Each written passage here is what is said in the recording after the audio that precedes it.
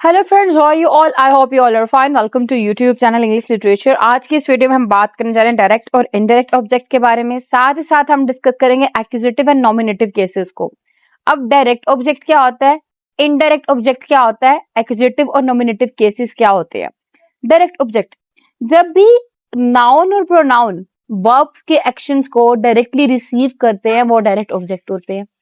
मतलब क्या मेरी बात का मतलब ये है कि शी एट एप्पल, उसने सेब खाया। एट हमारा वर्ब है, एप्पल हमारा एक नाउन है।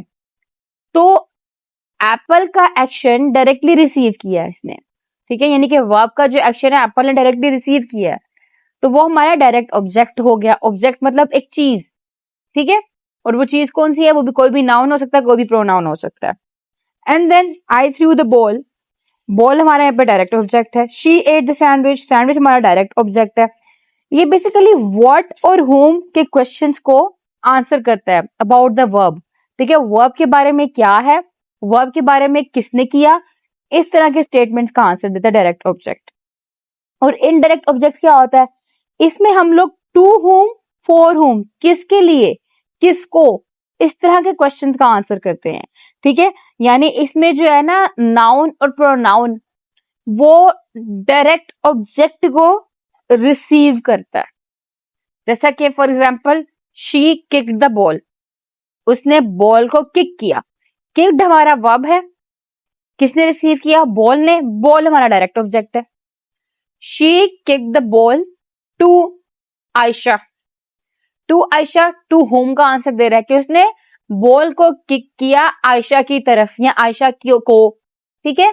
तो इट मींस वो जो टू आयशा है ना वो हमारा इनडायरेक्ट ऑब्जेक्ट हो रहा है, यानी तीसरा पर्सन।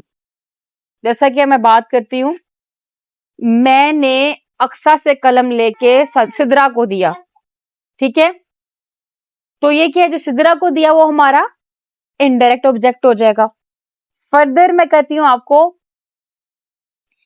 कि उसने सैंडविच बनाया, यहाँ पे सैंडविच जो है वो तो हमारा डायरेक्ट ऑब्जेक्ट हो गया, लेकिन उसने असगर के लिए सैंडविच बनाया। अब वो असगर जो हमारा वो इनडायरेक्ट ऑब्जेक्ट हो जाएगा। She made sandwich for Asgar, ठीक है, या फॉर हिम। ये फॉर हिम हमारा इनडायरेक्ट है जो कि डायरेक्ट ऑब्जेक्ट को रिसीव कर रहा है, वेलकम कर रहा है उसको, जो डायरेक्ट ऑब्जेक्ट के बाद में आ रहा है। क्लियर, ये तो गया ऑब्जेक्ट, जो डायरेक्ट ऑब्जेक्ट क्या है, इनडायरेक्ट ऑब्जेक्ट क्या है। नाउ हमारे पास नॉमिनेटिव और एक्यूजेटिव केसेस कौन से होते हैं। नॉमिनेटिव केस हमारे पास वो केस होते हैं जिसके अंदर हमारे पास सेंटेंस में नाउन और प्रोनाउन जो है वो सब्जेक्ट के तौर पे आते हैं और वो वर्ब का एक्शन जो उसको डिस्क्राइब कर रहे होते हैं। यहाँ पे हमारे पास हु और व्हाट के क्वेश्चन को आंसर किया जाता है, हु और व्हाट अबाउट द वर्ब। जैसा कि the dog chase the cat, अब यहाँ पे द डॉग जो है हमारा सब्जेक्ट के तौर पे है। पता है ना सब्जेक्ट क्या होता है, प्रेडिकेट क्या होता है। सब्जेक्ट जो नाउन प्रोनाउन है जिसके बारे में बात हो रही है, प्रेडिकेट जो बात हो रही है। एनी हाउ यहाँ पे जो द डॉग है उसने पीछा किया है कैट का, तो यहाँ पे द डॉग जो हो गया हमारे पास automatically direct speech, sorry, automatically nominative case हो जाएगा, क्योंकि यहाँ पे डॉग है जो एक्शन परफॉर्म कर रहा है। और नॉमिनेटिव केस क्या है, refers to the subject of the sentence which is the noun और pronoun that performs the action described by the verb, ठीक है। वो जो वर्ब एक्शन कह रहा है ना वो नाउन या प्रोनाउन परफॉर्म कर रहा होगा, ठीक है। अक्सा सो रही है, अब सोना हमारा एक्शन है, कर कौन रहा है, अक्सा, तो अक्सा हमारा नॉमिनेटिव केस हो जाएगी, ठीक हो गया। शी एट द सैंडविच, अब यहाँ पे शी जो है ये काम कर रही है ना, ये वर्ब का एक्शन परफॉर्म कर रही है ना, हु, ठीक है, तो शी है। शी जो हमारे पास यहाँ पे सब्जेक्ट हो जाएगा which is performing the action of verb, ठीक है।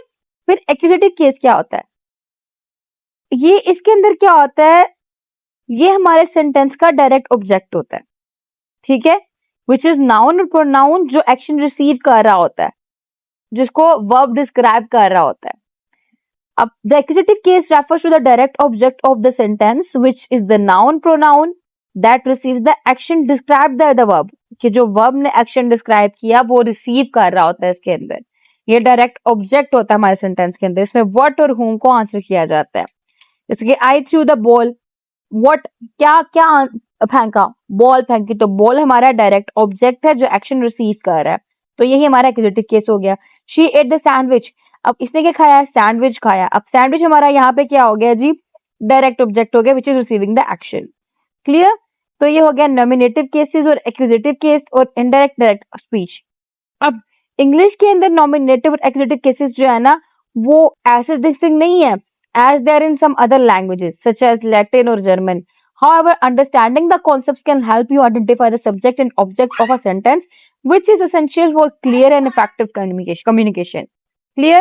So that's all about today's lecture. यहाँ पे lecture complete हुआ। वीडियो पसंद है वीडियो को like भी करेगा। Do not forget to subscribe our channel। दुआ में खास याद रखिएगा। Stay tuned with us. Take care.